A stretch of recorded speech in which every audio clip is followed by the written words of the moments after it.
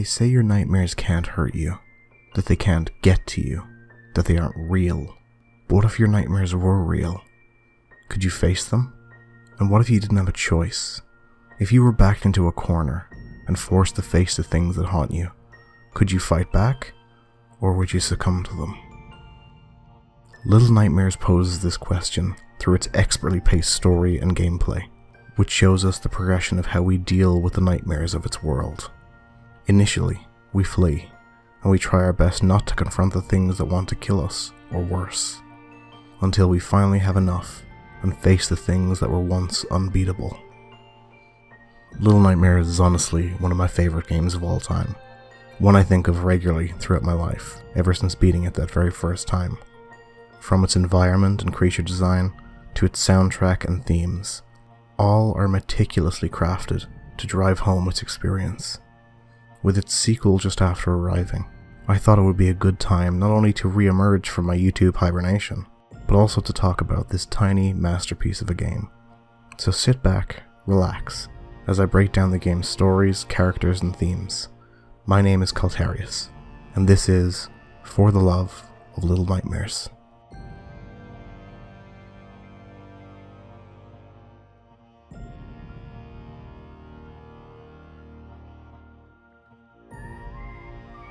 Every good story starts at the beginning, so I'd like to go over the story of Six, our tiny protagonist in the base game, and then go over the story of the DLC with the Runaway Boy, or just the boy, as I'll be referring to him.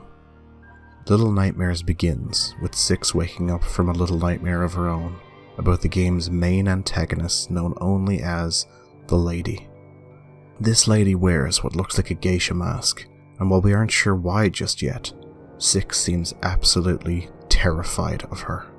Waking from this nightmare, we can see that Six sleeps in a suitcase adorned with pictures within the deepest depths of the maw, a gargantuan submarine-like vessel that houses the unimaginable horrors within cold steel that makes up its exterior. Six's main goal is to escape the maw to safety and avoid not only starvation, but being eaten herself, or worse. Throughout her story, Six will come across a variety of creatures and entities, most of which are extremely hostile. Most, but not all. The first creature Six stumbles across are tiny pointy-headed gnomes, without the G. These gnomes will run from anything and everything to try and ensure their safety. They distrust anything that isn't a gnome, for reasons we'll get into in the DLC stories. However, if Six does eventually corner one, she can hug it to show that she means it no harm. The next creatures we see are not so nice. On multiple occasions throughout the first chapter of the game, we encounter leeches. These inky black parasites will slowly chase Six in an attempt to strangle and presumably eat her. They are fairly slow though, so with a bit of maneuvering and speed we can get away from these predatory worms and be on our way. The first real threat we see Six contend with is a long-armed, no-faced man called the Janitor. This janitor seems to have a morbid obsession with catching children, killing them, and then wrapping them up to send to the kitchen for fairly obvious reasons, but ones we'll get into later. After running from and avoiding the janitor on multiple occasions, Six is eventually trapped in an elevator, with his arms slowly worming their way in to find her. Luckily, the only thing stopping the elevator from moving is a small broken cage keeping its door from shutting. The janitor uses the space created by this cage to slink his arms into the elevator, but using our head, we can have Six pull apart the two supporting bars of the cage, causing it to crumble and severing the janitor's arms entirely. He won't be a problem for us anymore. After escaping the clutches of the janitor, and quite literally disarming him, thank you, we move further up the maw until we find ourselves within the confines of the kitchen, which is manned by the horrific twin chefs. These bulging brutes are the ones that prepare the meals for those aboard the maw. In the kitchen we can see the wrapped bodies of the children that the janitor sent on for consumption.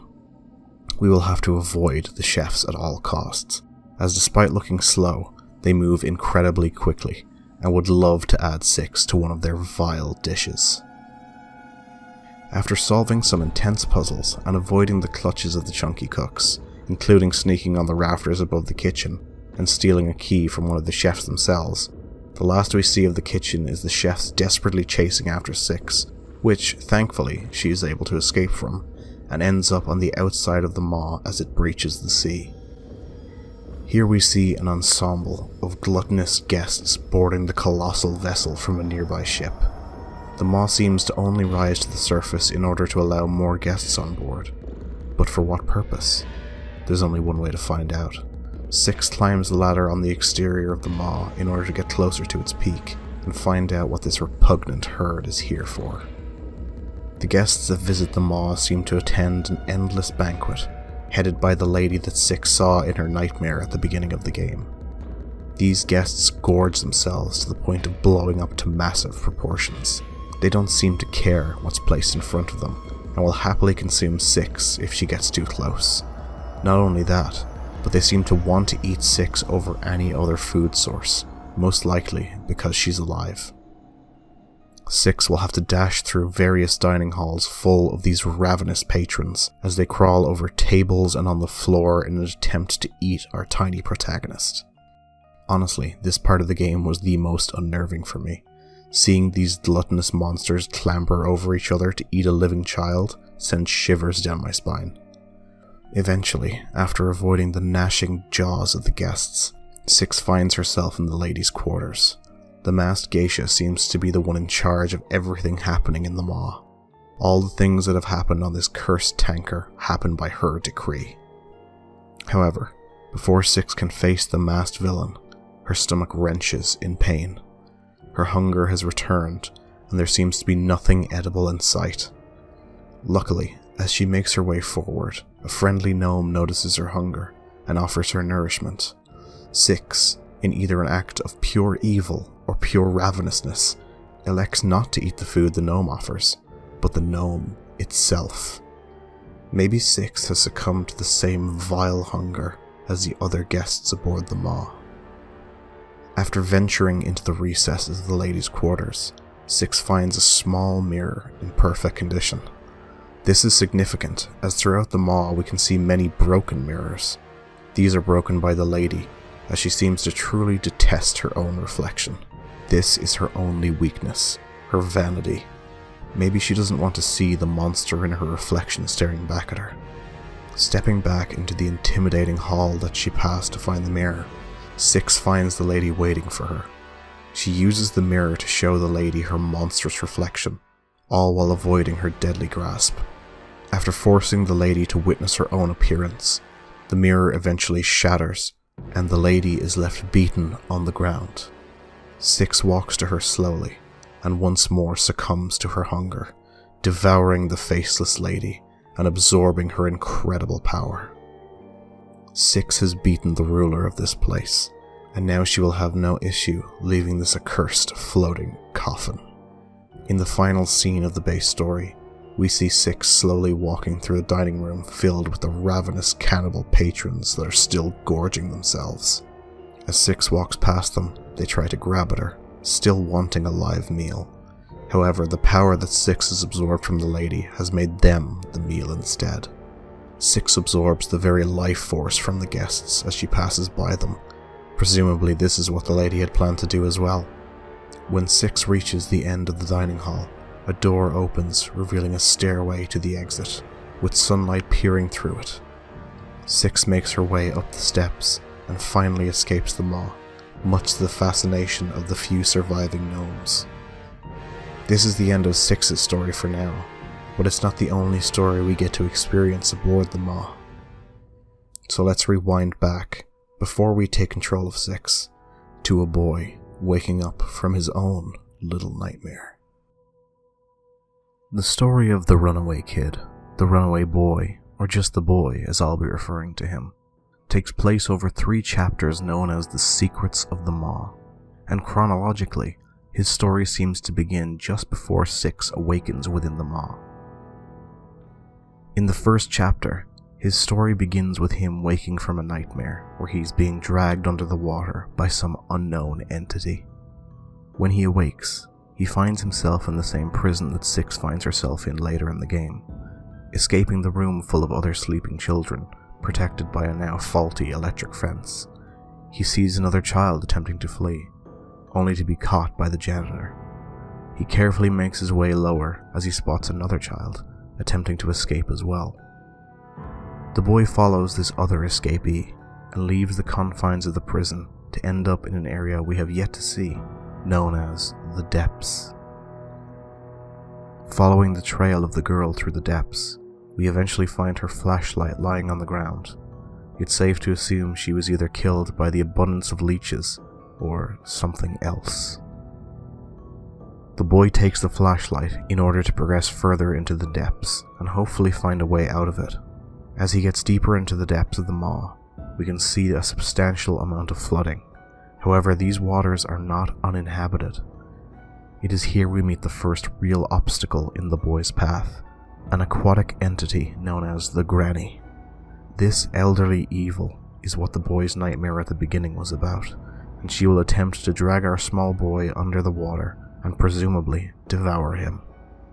After running and swimming for dear life through various obstacles and puzzles, all while having the carnivorous pensioner on his tail, the boy finds himself trapped in a room with the Granny. Using our head, we have the boy turn the power on and push a TV into the water, electrocuting the Granny in what is certainly a shocking conclusion. As the boy makes his way up a nearby ladder to supposed safety, he is grabbed by the janitor and brought back to his lair, where we can see that Six has also been captured at this stage. The boy is dragged away by the janitor, and the screen fades to black. The next chapter begins with the boy wrapped and hanging from a meat hook, on his way to the kitchen and about to become a meal for the gluttonous guests that Six ends up dealing with. Luckily, he regains consciousness and is able to free himself from the wrappings. However, he ends up falling down one of the many chasms of the maw and lands on a large pile of coal, which piques the interests of the gnomes nearby. As the boy gets to his feet, the gnomes scatter in fright. Moving through this industrial part of the maw, the boy stumbles upon many gnomes, which he will have to befriend in order to solve the various puzzles within this chapter.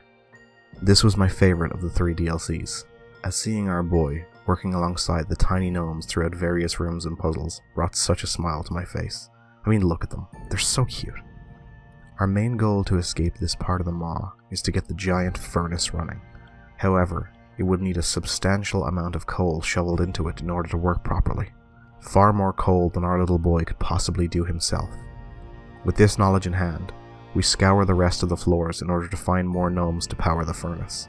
However, as with everything in the maw, it's not that easy, as it seems our old friend the janitor is lurking in this section.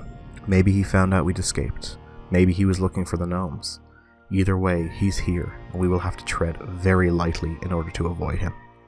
The boy has to sneak past the janitor in pure darkness, with only the light being that of our trusty flashlight, and attempt to solve puzzles and recruit as many gnomes to our cause as possible. After eventually getting his own little legion of gnomes to power the furnace, the boy finds himself in the gnomes' hideaway, and it's here we see the truth. The gnomes aren't just silly little creatures, but judging by their shadows cast by the fire and their flashlight, they were children. Throughout the boys' and Six's stories, we weren't just dealing with little gnomes, but other scared children fighting to survive. What could have changed them into these tiny, helpless things? We'll have to move on to find out. The chapter ends with the boy falling on the roof of an elevator that just so happens to be occupied by the lady and is heading for the peak of the maw.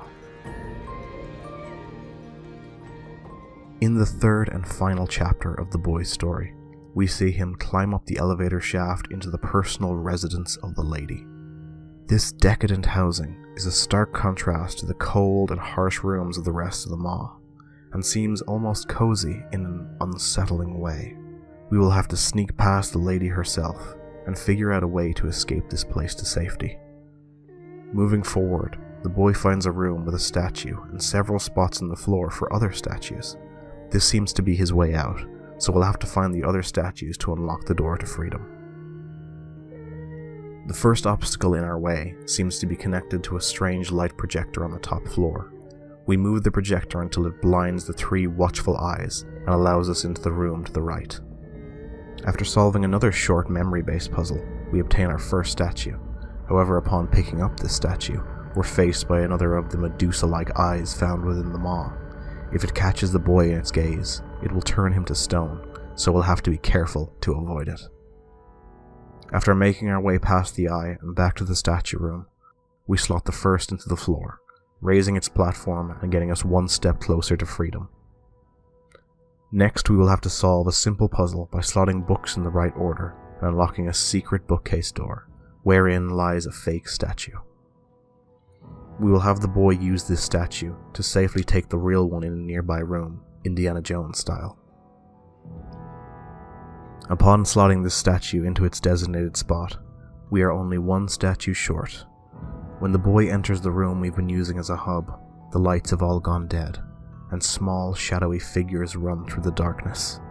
These are the Shadow Children, and can only be destroyed by light.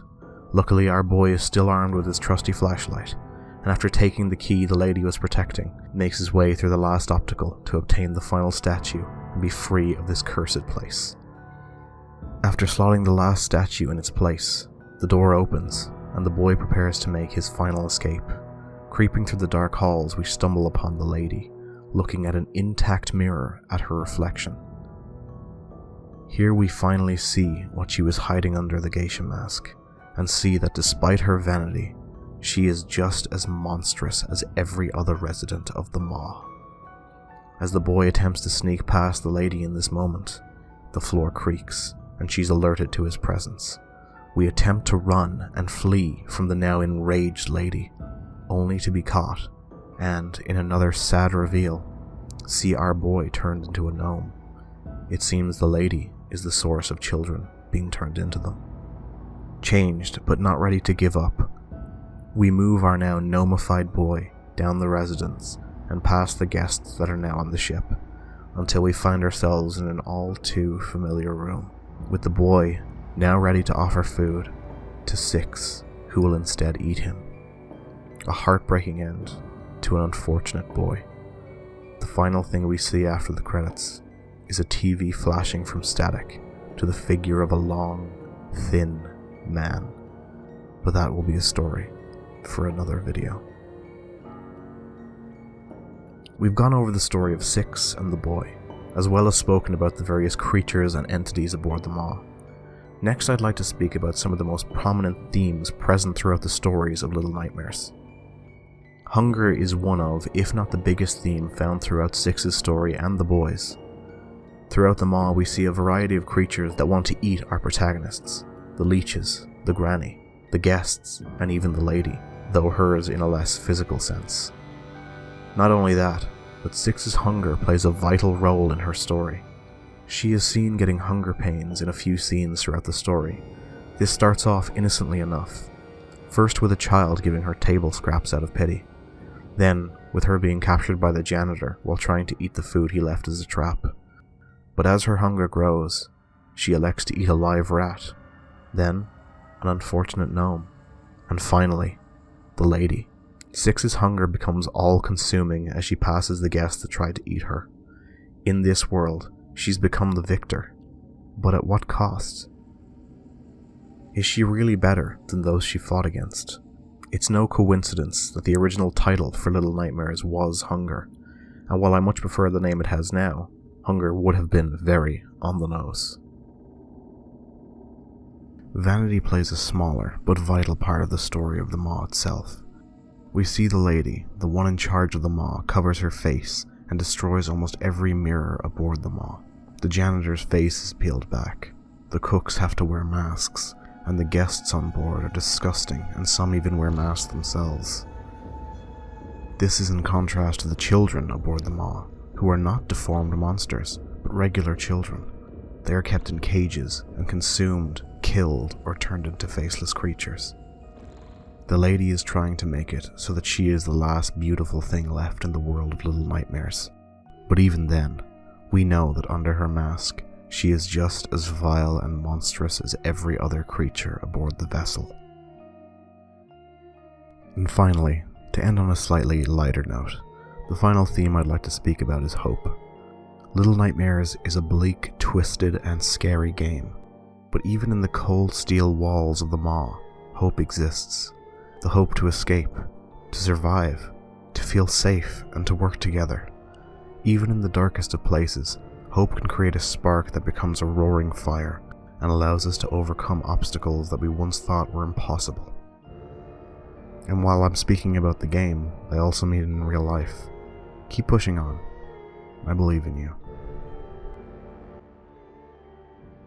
My friends, if you've made it this far, I honestly can't thank you enough. Thank you so very much for sticking with me throughout this journey. It's been 5, almost 6 years since I uploaded my terrible Bloodborne lore videos, and making this video felt a lot like coming home after being gone for a very long time. So if you'd like to see more videos like this, you can subscribe. If you liked the video, be sure to give me a thumbs up, and please let me know in the comments what you thought. You can keep up to date on the videos I'm making by following me on either Twitter or Instagram at Galtarius. But if you're still in the mood for some video essays, I can recommend 2 amazing channels that will provide you more entertainment. Firstly, Sputnik34, who makes wonderful videos on a variety of games, from Silent Hill to Amori. Next, my pal Fatal Amelia, who makes amazing videos about more spooky games like Fatal Frame and Nightmare Ned. Please check these 2 out, as they are criminally underrated. And thank you again. I'll see you in the next video.